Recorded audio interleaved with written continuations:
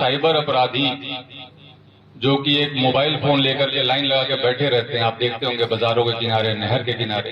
हसन खां मेवाती के नाम पे मेवात का कितना सम्मान है। बुलडोजर चलेगा, अपराधियों के घरों पे चलेगा, 100% चलेगा। मैं चाहता हूं ये दर्द बढ़े। जिन निर्दोषों के साथ जो यहां हमारे बच्चे कर रहे हैं, सारे नहीं, जो भी है, आप जानते हो बहुत अच्छे से कौन क्या कर रहा है, मुझसे बेहतर जानते हो, आप यहीं पर रहते हो। उन निर्दोषों के साथ जो हो रहा है उसका दर्द आप तक पहुंचना चाहिए। लोगों ने सुसाइड तक किया, आपको पता है। हमारे साइबर अपराधी जो कि एक मोबाइल फोन लेकर के लाइन लगा के बैठे रहते हैं, आप देखते होंगे बाजारों के किनारे, नहर के किनारे। उनके आपको लगता है कुछ नहीं कर रहे हैं, मोबाइल पे पैसे तो ट्रांसफर करा रहे हैं, छोटे मोटे अपराध कर रहे हैं, जो एसपी साहब भी कह रहे थे। उससे लोगों ने सुसाइड तक किया, आत्महत्याएं की। एक बुजुर्ग मेरे पास आए, जो साहब बता रहे थे, वैसी ही घटना मैं बता रहा हूं। एक बुजुर्ग मेरे पास आए जब मैं क्राइम ब्रांच में था, रिटायर्ड कर्मचारी थे, 60-65 लाख उनकी पूरी जिंदगी भर की कमाई थी उनके पास, पूरे के पूरे पैसे उन्होंने दे दिए। उन्होंने कहा कि साहब मेरा एक ऐसा वीडियो रिकॉर्ड कर लिया और मुझे ब्लैकमेल करना शुरू किया पुलिस बन करके, और मेरे घर में जवान लड़के हैं, उनकी पत्नियां हैं, और मेरे पोतियां भी जवान हो गई हैं। मान लीजिए अगर ऐसा कोई बात उनको पता चल जाती तो मैं तो सुसाइड कर लेता।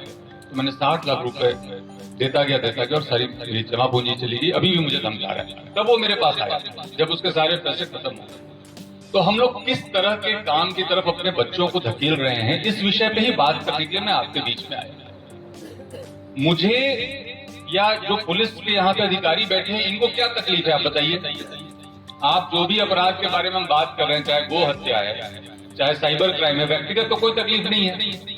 हम आपकी तकलीफ के लिए आपके बीच में आए हैं, ये आपको समझना पड़ेगा। मैं डीग के एक नागरिक के तौर पे आपके बीच में आया हूं, क्योंकि आप देख रहे हो आपके बच्चे खराब हो रहे हैं। वो खराब बच्चे आपकी महिलाओं को खराब कर रहे हैं, आपके पड़ोस में जो लड़कियां उनको खराब कर रहे हैं, जैसा आप बता रहे थे।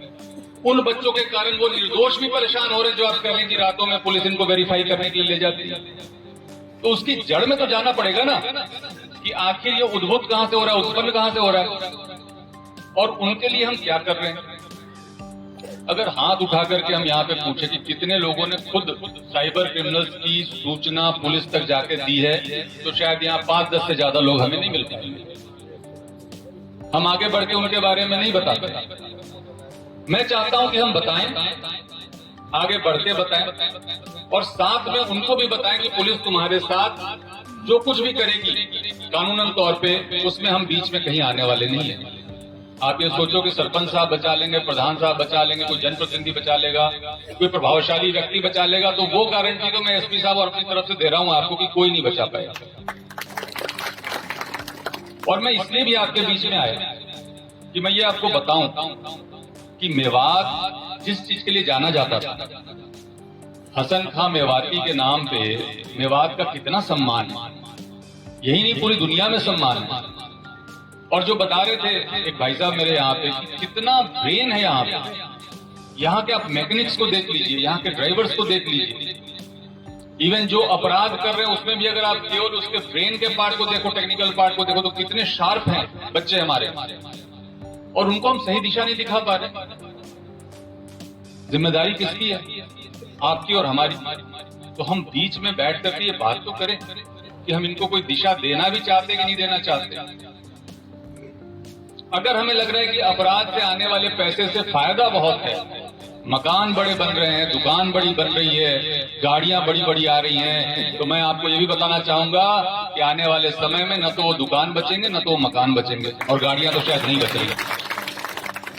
एक एक काम पीछा करेंगे। बुलडोजर चलेगा, बुलडोजर चलेगा, अपराधियों के घरों पे चलेगा, 100% चलेगा। हम चाहते हैं कि उसके पहले हम लोग ऐसे कदम उठाएं कि जो बच्चे अभी इससे दूर हैं, कम से कम वो उसकी तरफ आकर्षित नहीं हो। आप बताएं कि पुलिस कितनी सख्ती कर रही है और कितनी सख्ती करने वाली है, इसलिए मैं आपके बीच में आया। और मैं किसी भी तरीके से किसी का नुकसान, किसी का बुरा नहीं चाहता। जो शिकायतें थी कि साहब हमें वेरिफिकेशन के नाम पे परेशानी होती है, कतई हम नहीं चाहते। हम क्यों चाहेंगे? आप सोचिए, जब पुलिस किसी के घर में घुसती है तो वहां की महिलाओं की क्या स्थिति होती है, आप सोचिए जरा। जो माताएं होती हैं वहां पे, जो बहनें होती हैं, वो किस तरीके से बेचारी अपनी इज्जत को बचा के कहीं किसी कोने में दुपक रही होती है, छुप रही होती है। क्या देख के अच्छा लगता है हमें? बिल्कुल भी नहीं लगता।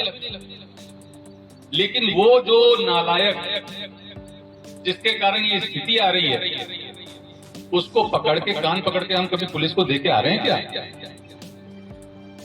इसके लिए मैं आपके बीच में मैं ये अपेक्षा करता हूं कि आज के इस बैठक, इस मीटिंग में हम ये तय करके उठें कि जो लोग भी हमारी पूरी कौम को खराब कर रहे हैं, जो लोग भी हमारी पूरी नस्ल को खराब कर रहे हैं और पूरे देश दुनिया में हमारी बदनामी करा रहे हैं मेवात के नाम पे, उस बीमारी को हम यहां से दूर हटा कर रहेंगे।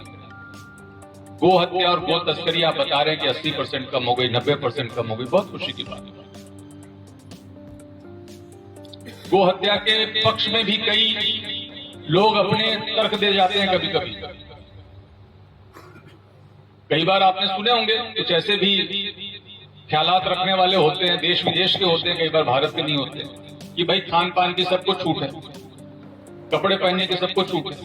ठीक है, छूट है, लेकिन जो इस देश का कानून है, जो इस देश का संविधान है, जिसके कारण हम लोग को आजादी के साथ रहने की ताकत मिली है, अधिकार मिला है, क्या हम उस कानून को नहीं मानते?